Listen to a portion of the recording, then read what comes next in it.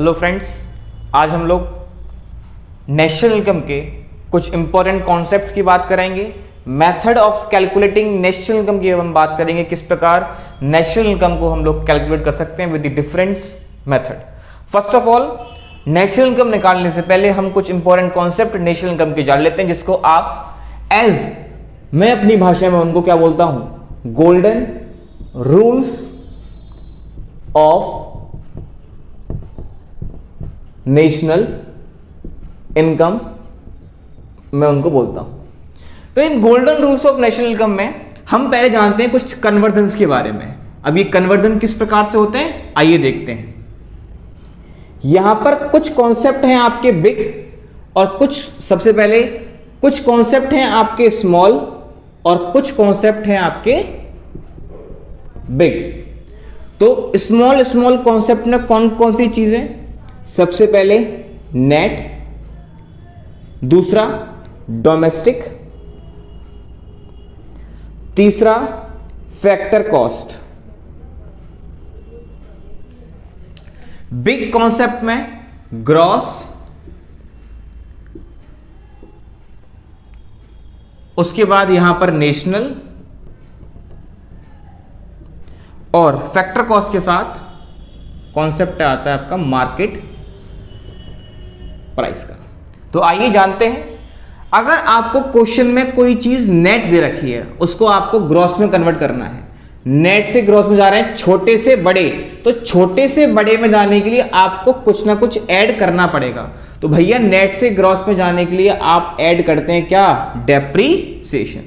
अब ग्रॉस से कहां जाना है? नेट में। तो बेटा ग्रॉस से नेट में जाने के लिए बड़े से छोटे में जा रहे हो तो क्या होगा? माइनस डेप्रीसिएशन होगा। डेप्रीसिएशन को आप कंजम्पशन ऑफ फिक्स्ड कैपिटल या करंट रिप्लेसमेंट कॉस्ट के नाम से भी जानते हैं। तो एग्जाम में अगर डेप्रीसिएशन ना दे रखा हो तो कंजम्पशन ऑफ फिक्स्ड कैपिटल या करंट रिप्लेसमेंट कॉस्ट दे रखी होगी तो कंफ्यूज मत होना आप लोग। अब आते हैं नेक्स्ट, डोमेस्टिक से नेशनल। कहां जाना है आपको? डोमेस्टिक से नेशनल में जाना है। डोमेस्टिक छोटा कॉन्सेप्ट है, नेशनल बड़ा कॉन्सेप्ट है। तो डोमेस्टिक से नेशनल जाने के लिए हम लोग ऐड करते हैं NFIA, net factor income from abroad. और नेशनल से डोमेस्टिक जाने में, कहां? नेशनल से डोमेस्टिक जाने के लिए हमें क्या करना पड़ता है? Minus NFIA, net factor income from abroad. अब बेटा ये NFIA किससे मिलके बना है? NFIA का मतलब होता है net factor income from abroad. अगर क्वेश्चन में आपको फ्रॉम की जगह टू दे रखा हो तो बेटा यहां पर क्या लगा देंगे आप? माइनस का साइन लगा देंगे, तो वो फिर net factor income to abroad बन जाएगा। अब ये NFIA निकालने का फॉर्मूला क्या होता है? NFIA निकालने का फॉर्मूला होता है FIFA minus FITA, FIFA minus FITA. Factor income from abroad minus factor income to abroad. चलिए अब नेक्स्ट कॉन्सेप्ट आते हैं, फैक्टर कॉस्ट से मार्केट प्राइस। अगर आपको फैक्टर कॉस्ट से मार्केट प्राइस में जाना है तो फैक्टर कॉस्ट छोटा कॉन्सेप्ट है, मार्केट प्राइस बड़ा कॉन्सेप्ट है। तो छोटे से बड़े में जाने के लिए यहां पर क्या होगा? Plus NIT। NIT मतलब net indirect tax. Market price से कहां जाना है आपने? फैक्टर कॉस्ट में जाना है। तो मार्केट प्राइस से फैक्टर कॉस्ट में जाने के लिए बेटा माइनस NIT। और बेटा NIT का मतलब होता है इनडायरेक्ट टैक्स माइनस सब्सिडीज। ऐसा होता है बहुत सारे क्वेश्चन में आपको इनडायरेक्ट टैक्स की वैल्यू डायरेक्टली दे रखी होती है। इनडायरेक्ट टैक्स का एग्जांपल है GST। तो अगर आपको क्वेश्चन में GST गिवन हो तो वो क्या है आपका? इनडायरेक्ट टैक्स से कंफ्यूज मत होना एग्जाम में कि GST दे दो, सब क्या बवाल आ गया सर, GST इनडायरेक्ट टैक्स ही है आपका। ठीक है, ये तो हो गए आपके कुछ कॉन्सेप्ट। अब जरा हम एक बात समझते हैं कि किस प्रकार इनको हम सॉल्व करते हैं। सबसे पहले जो आपकी सीरीज चलती है वो इस प्रकार चलती है, ग्रॉस या फिर नेट, उसके बाद डोमेस्टिक, उसके बाद नेशनल, उसके बाद पी, यहां पर भी क्या रहेगा? पी, प्रोडक्ट, उसके बाद फैक्टर कॉस्ट या मार्केट प्राइस। तो इस प्रकार ये कॉन्सेप्ट आपके चलते रहेंगे। अब जैसे कि हम बात करें जी से एन मतलब ग्रॉस से नेट में आना है। जो पहली स्टेज है, ये सेकंड स्टेज है, ये थर्ड स्टेज है, ये फोर्थ स्टेज है। याद रखिएगा, पहली स्टेज स्टैंड करती है या तो ग्रॉस वैल्यू के लिए या नेट वैल्यू के लिए। दूसरे वाला जो स्टेप है वो स्टैंड करता है या तो डोमेस्टिक के लिए या तो नेशनल के लिए। तीसरा वाला स्टेप सेम रहता है, प्रोडक्ट जिसमें आपको कोई चेंज करने की आवश्यकता नहीं है। और फोर्थ वाला जो स्टेप होता है वो होता है फैक्टर कॉस्ट का या फिर आपके मार्केट प्राइस का। होपफुली आपको ये कॉन्सेप्ट बहुत अच्छी तरीके से क्लियर हो गया होगा। अब हम लोग इसमें जो सीखेंगे वो है different method of calculating national income.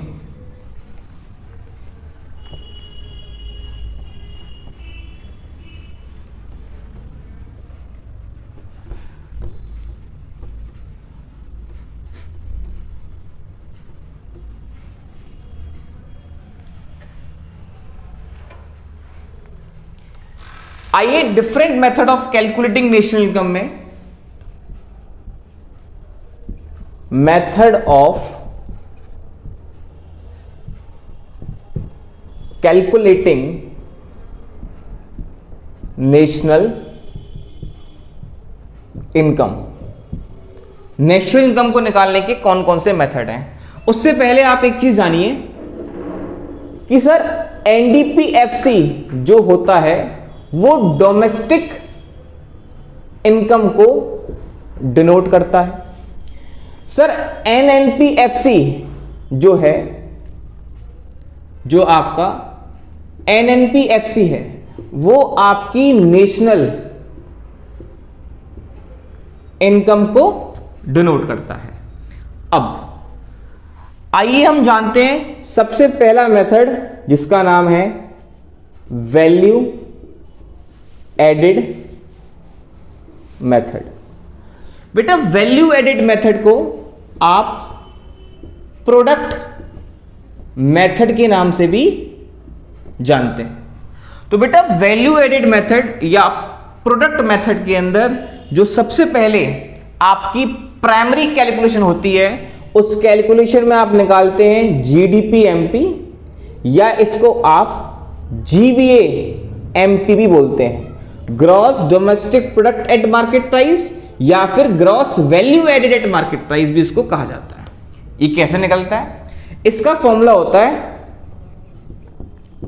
Value of output sold minus intermediate consumption. Value of output sold minus intermediate consumption. आइए अगर बाई चांस क्वेश्चन में आपको वैल्यू ऑफ आउटपुट सोल्ड ना गिवन हो तो वैल्यू ऑफ आउटपुट सोल्ड कैसे निकलता है?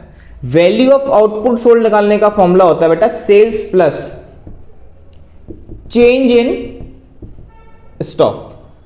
अब क्वेश्चन में आपको सेल्स ना दे रखी हो तो क्या होगा बेटा? सेल्स आती है दो तरीके से।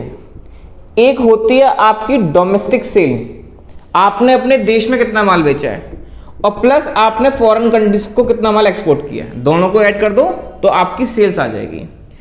चेंज इन स्टॉक का मतलब होता है closing stock minus opening stock. And next intermediate consumption क्या है? देखो बेटा इंटरमीडिएट कंजम्पशन में जो भी आपने रॉ मटेरियल परचेस किया है वो आता है आपका परचेज ऑफ रॉ मटेरियल। अब कभी कभार क्वेश्चन में आपको दे रखा होता है इलेक्ट्रिसिटी बिल, तो इलेक्ट्रिसिटी बिल भी इंटरमीडिएट कंजम्पशन का ही पार्ट है क्योंकि उसने आपकी हेल्प करी है प्रोडक्शन करने में, तो वो आपका इंटरमीडिएट कंजम्पशन है।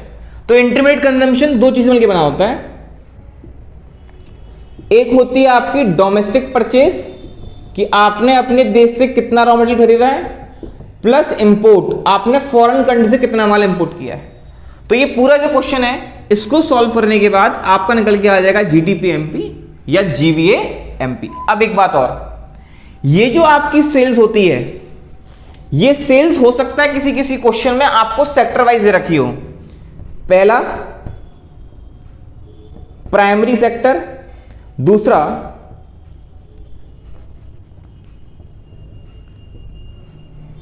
सेकेंडरी सेक्टर और तीसरा है आपका टर्शरी सेक्टर। तो बेटा तीनों ही सेक्टर की जो सेल्स है उसको ऐड कर कर क्या निकलता है आपका टोटल सेल निकल के आता है। ऐसे भी क्वेश्चन होते हैं जिसमें आपसे ये कह दिया जाए कि पर यूनिट ₹10 का है, 10 रुपए की एक चॉकलेट है, आपने नंबर ऑफ यूनिट सोल्ड वो 1000 है, तो बताइए टोटल सेल कितनी होगी। तो बेटा उस कंडीशन में टोटल सेल 1000 आइटम बेचे, 10 रुपए का एक आइटम है, 10,000 रुपए की क्या हो गई आपकी सेल्स हो गई। इस प्रकार के क्वेश्चन भी आपको एग्जाम में देखने के लिए मिल जाएंगे। तो ये हमारा हो गया पहला मेथड जिसका नाम है वैल्यू एडेड मेथड, जिसको आप प्रोडक्ट मेथड के नाम से भी जानते हैं। इसमें आप क्या निकालेंगे पहले, या तो जीडीपी एमपी या फिर जीवीए एमपी। उसके बाद तो आपका काम आसान है, जीडीपी एमपी को आपको किसमें कन्वर्ट करना है, national income means NNP FC में, और वो हम आपको सिखा ही चुके हैं। एक बार और देख लें अगर आपको नहीं आया है तो।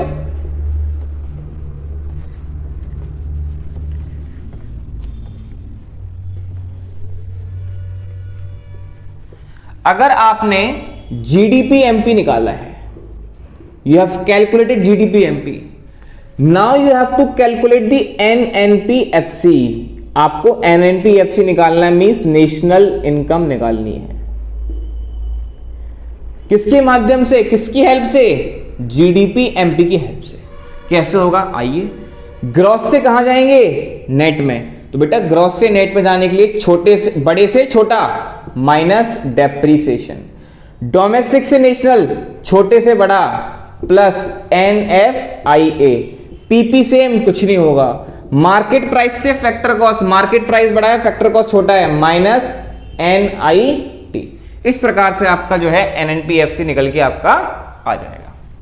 आइए अब हम सेकंड मेथड की ओर चलते हैं जिसका नाम है कौन सा, अपना इनकम मेथड।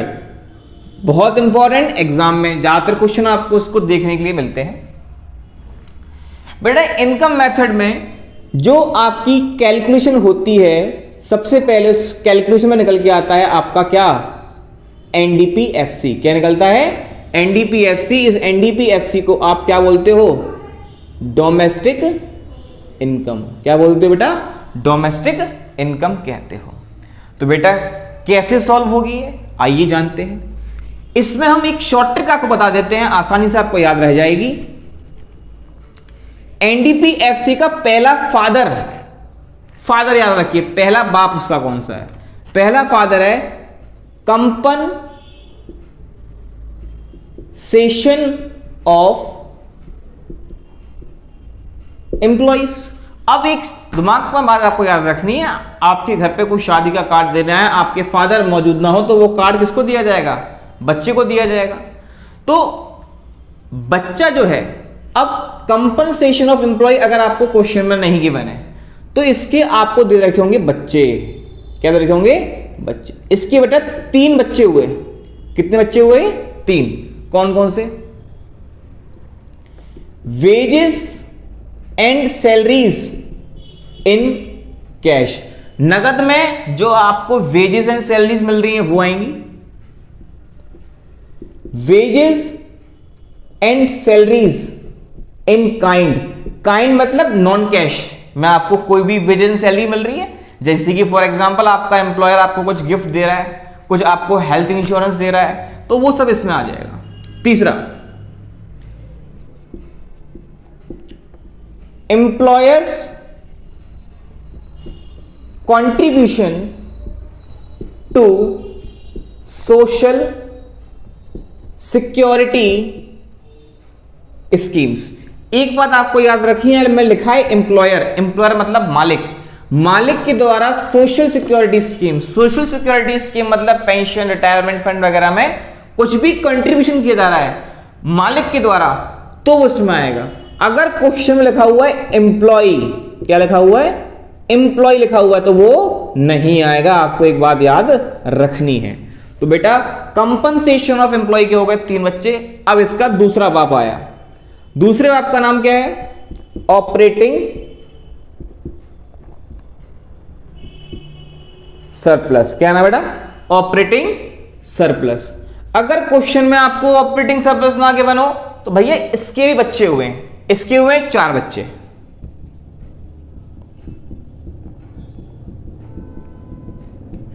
कितने बच्चे बेटा? 4। कौन कौन से आइए देखते हैं। रेंट, इंटरेस्ट, रॉयल्टी और फोर्थ प्रॉफिट। अब एक और चीज याद रखनी है आपको, प्रॉफिट जो है अगर क्वेश्चन में प्रॉफिट नहीं है तो बेटा इसके भी 3 बच्चे हैं। कितने बच्चे हैं बेटा इसके? 3। कौन कौन 3 बच्चे बेटा प्रॉफिट के? डिविडेंड, अनडिस्ट्रीब्यूटेड प्रॉफिट या इसको बोलते हैं रिटेन्ड अर्निंग, और तीसरा है आपका कॉर्पोरेट प्रॉफिट टैक्स, या आपको क्वेश्चन में कॉर्पोरेट टैक्स भी गिवन हो सकता है, कंफ्यूज मत होइएगा, प्रॉफिट ना लगा हो तो। अब एक चीज और याद रखनी है आपको, तीसरा फादर कौन सा है इसका? तीसरा फादर है mixed income of self employed, ये इसका तीसरा फादर है। तो कुल मिला के 3 फादर हुए, तीनों को जोड़ देंगे आपका आंसर आ जाएगा एनडीपीएफसी का। अब एक चीज याद रखनी है आपको, क्या कि बच्चों को क्वेश्चन में कंफ्यूज करने के लिए वो क्या करते हैं, आपको क्वेश्चन में फादर भी दे रखे हैं और चाइल्ड भी गिवन है। जैसे कि क्वेश्चन में दे दिया कंपनसेशन ऑफ एम्प्लॉइज, उसके बाद वेजेस एंड सैलरी भी दे दी, तो बच्चा क्या करता है कंपनसेशन ऑफ एम्प्लॉय को भी ऐड कर देता है, इसको भी ऐड कर देता है। नहीं, अगर आपको क्वेश्चन में फादर एंड चाइल्ड दोनों गिवन हो, फादर एंड चाइल्ड दोनों गिवन हो, उस कंडीशन के अंदर चाइल्ड को भूल जाओ, फादर को उठा लो, फादर को उठा लो। लेकिन अगर क्वेश्चन में फादर उपलब्ध नहीं है, क्वेश्चन में फादर नहीं है, ओनली क्या है? चाइल्ड, तो बेटा चाइल्ड है तो बच्चों को लो, बच्चों को मत छोड़ो, बच्चों को उनको काउंट करो। अब जैसे कि क्वेश्चन है, आपको ऑपरेटिंग सरप्लस के अंदर प्रॉफिट भी गिवन था क्वेश्चन में, और आपको डिविडेंड भी गिवन था, अनडिस्ट्रीब्यूटेड प्रॉफिट गिवन था। बच्चे क्या करते हैं, सर इसको भी ऐड कर दो, इसको भी ऐड कर दो, इसको भी ऐड कर दो। नहीं बेटा, जब फादर गिवन है प्रॉफिट तो इनको मत लो, इनको नहीं लेना है आपको, अगर प्रॉफिट आपको क्वेश्चन में गिवन है। अब एक चीज यहां पे हमने क्या निकाला है? एनडीपीएफसी, लेकिन हमें चाहिए क्या? हमें चाहिए एनएनपीएफसी। किससे निकालोगे? एनडीपीएफसी से। एनएन सेम, डोमेस्टिक से कहां जाना है? नेशनल। डोमेस्टिक से नेशनल जाने के लिए NFIA add, PP same, FCFC same, जो सेम उसमें कोई चेंज नहीं होगा, कोई भी चेंज उसके अंदर नहीं होगा। ये हो गया आपका सेकंड मेथड कंप्लीट। कौन सा? Income method. आइए अब हम अपने तीसरे मेथड पे चलते हैं, और तीसरे मेथड का नाम है एक्सपेंडिचर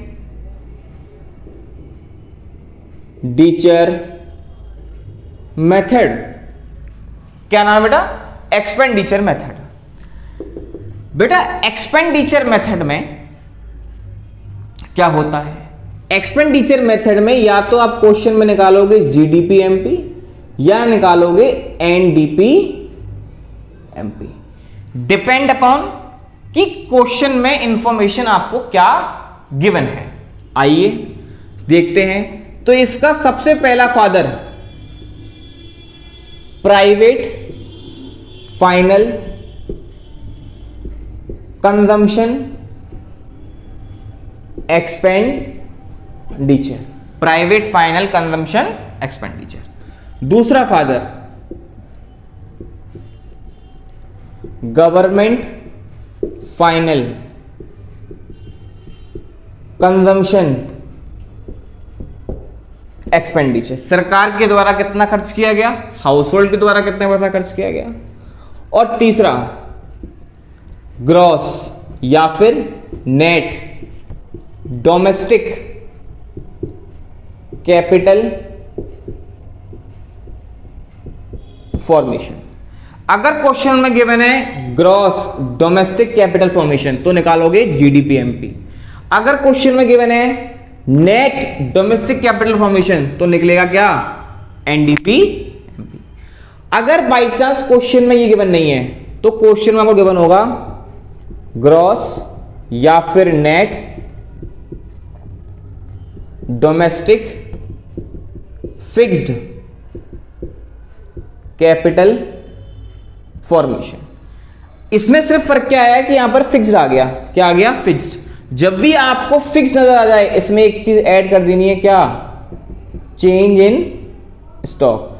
चेंज इन स्टॉक का मतलब होता है closing stock minus opening stock. अब चौथा फादर कौन सा है, चौथा फादर है इसका नेट एक्सपोर्ट। बेटा नेट एक्सपोर्ट निकालने का फॉर्मूला होता है एक्सपोर्ट माइनस इंपोर्ट। क्या होता है, एक्सपोर्ट माइनस इंपोर्ट। एक और चीज, अगर बाई चांस क्वेश्चन में दे रखा है नेट इंपोर्ट, क्या दे रखा है, नेट इंपोर्ट, तो बेटा याद रखना नेट इंपोर्ट क्या होता है, minus private final consumption expenditure, government final consumption expenditure, gross या नेट डोमेस्टिक कैपिटल फॉर्मेशन, और फोर्थ है आपका नेट एक्सपोर्ट। चारों को ऐड करोगे या तो निकलेगा जीडीपीएमपी या निकलेगा एनडीपीएमपी। फिर से वही करना है, क्या निकालना है, एनएनपीएफ। किसके माध्यम से, जीडीपीएमपी के माध्यम से। ग्रॉस से नेट क्या होगा, माइनस डेब्ट, डोमेस्टिक से नेशनल प्लस एनएफ